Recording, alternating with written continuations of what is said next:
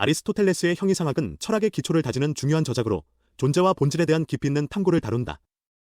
이 책은 첫 철학이라 불리며 실제의 본질, 존재의 구조, 변화의 원인 등을 탐구하는 형이상학적 사유의 출발점이 된다.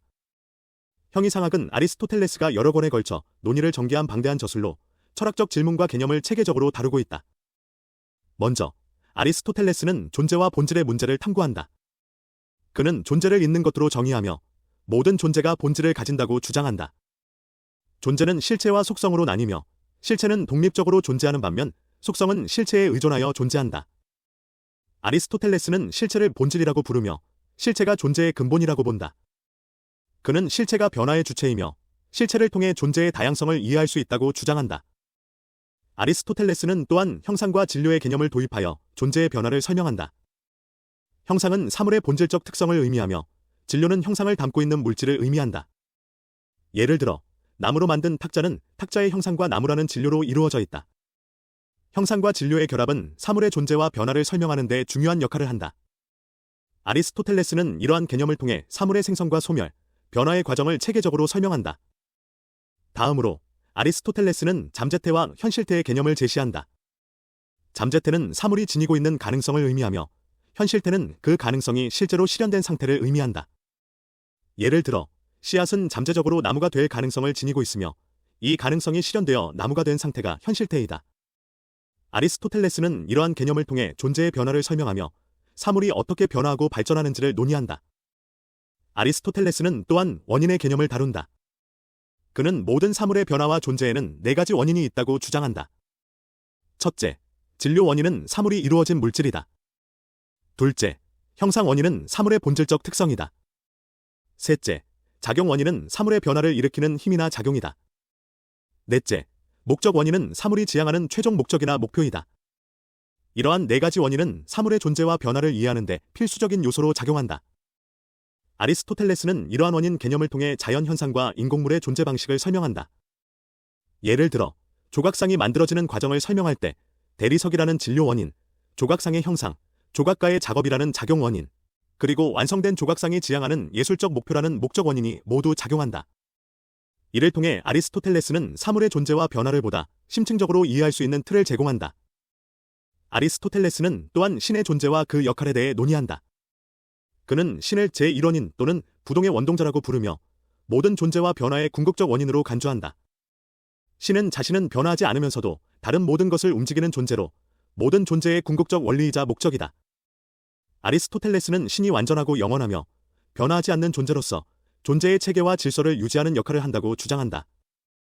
아리스토텔레스의 형이상학적 사유는 실제의 구조와 본질을 체계적으로 탐구하는 데 중점을 둔다. 그는 존재의 다양한 측면을 분석하고 존재와 본질, 변화와 원인의 관계를 설명한다.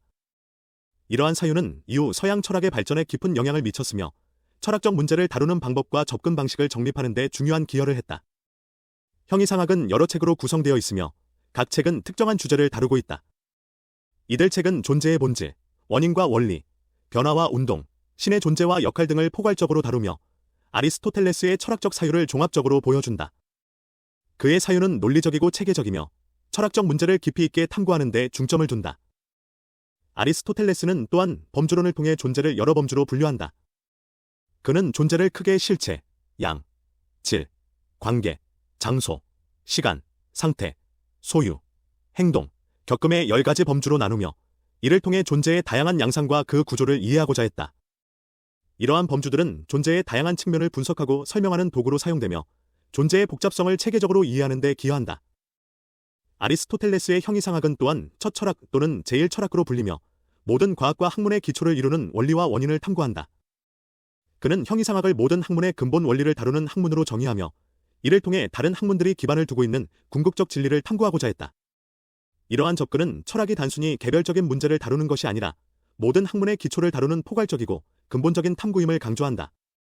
아리스토텔레스는 또한 실체와 본질의 개념을 중심으로 존재를 탐구한다.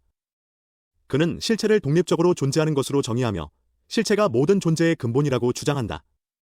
실체는 변화를 겪으면서도 그 본질을 유지하는 존재로 존재의 근본적 특성과 구조를 이해하는 데 중요한 개념이다.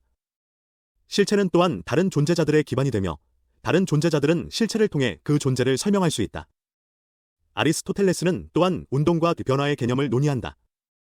그는 운동을 존재의 변화를 의미하는 것으로 정의하며 운동이 존재의 본질적 특성과 관련된다고 주장한다. 그는 운동을 4가지 종류로 나누는데 양적 변화, 질적 변화, 위치 변화, 실체적 변화이다. 이러한 변화들은 모두 존재의 본질과 관련되며 존재의 다양한 측면을 이해하는 데 중요한 역할을 한다. 아리스토텔레스는 목적론적 관점에서 존재와 변화를 설명한다. 그는 모든 존재가 특정한 목적을 가지고 있으며 그 목적을 향해 나아간다고 주장한다. 이는 그의 목적 원인 개념과 연결되며 존재의 변화를 이해하는 데 중요한 역할을 한다. 예를 들어, 씨앗은 나무가 되는 것을 목적으로 가지고 있으며 그 목적을 향해 변화하고 성장한다. 이러한 목적론적 접근은 존재의 변화를 이해하는 데 중요한 틀을 제공한다. 아리스토텔레스는 또한 지성과 영혼의 개념을 논의한다. 그는 지성을 존재의 본질적 특성으로 간주하며 지성이 존재의 본질을 이해하고 인식하는 능력이라고 주장한다. 지성은 존재의 근본 원리와 구조를 이해하는 데 중요한 역할을 하며 이를 통해 존재의 본질을 탐구할 수 있다. 그는 또한 영혼을 존재의 본질적 특성으로 간주하며 영혼이 존재의 본질과 밀접하게 관련된다고 주장한다. 아리스토텔레스의 형이상학적 사유는 이후 서양 철학의 발전에 깊은 영향을 미쳤다. 그의 사유는 존재와 본질, 변화와 원인, 목적과 지성 등의 철학적 문제를 체계적으로 탐구하며 철학적 문제를 다루는 방법과 접근 방식을 정립하는 데 중요한 기여를 했다. 그의 사유는 논리적이고 체계적이며 철학적 문제를 깊이 있게 탐구하는 데 중점을 둔다. 아리스토텔레스의 형이상학은 철학의 기초를 다지는 중요한 저작으로 존재와 본질에 대한 깊이 있는 탐구를 다룬다. 그는 존재를 있는 것으로 정의하며 모든 존재가 본질을 가진다고 주장한다. 존재는 실체와 속성으로 나뉘며 실체는 독립적으로 존재하는 반면 속성은 실체에 의존하여 존재한다. 아리스토텔레스는 실체를 본질이라고 부르며 실체가 존재의 근본이라고 본다. 그는 실체가 변화의 주체이며 실체를 통해 존재의 다양성을 이해할 수 있다고 주장한다. 아리스토텔레스는 형이상학적 탐구를 통해 존재의 본질과 구조, 변화와 원인을 체계적으로 설명하고자 했다. 그의 사유는 논리적이고 체계적이며 철학적 문제를 깊이 있게 탐구하는 데 중점을 두었다. 이러한 접근은 이후 서양 철학의 발전에 깊은 영향을 미쳤으며 철학적 문제를 다루는 방법과 접근 방식을 정립하는 데 중요한 기여를 했다. 결론적으로 아리스토텔레스의 형이상학은 철학적 탐구의 기초를 다지는 중요한 저작으로 존재와 본질, 변화와 원인에 대한 깊이 있는 탐구를 다룬다. 그의 사유는 존재의 본질과 구조를 이해하는 데 중요한 틀을 제공하며 철학적 문제를 다루는 방법과 접근 방식을 정립하는 데 큰 기여를 했다. 이러한 사유는 이후 서양 철학의 발전에 지속적으로 영향을 미치며 철학적 문제를 깊이 있게 탐구하는 데 중요한 역할을 한다. 아리스토텔레스의 형이상학적 사유는 오늘날에도 여전히 중요한 철학적 논의의 기초를 이루고 있으며 그의 저작은 철학적 탐구의 필수적인 참고 자료로서 남아있다.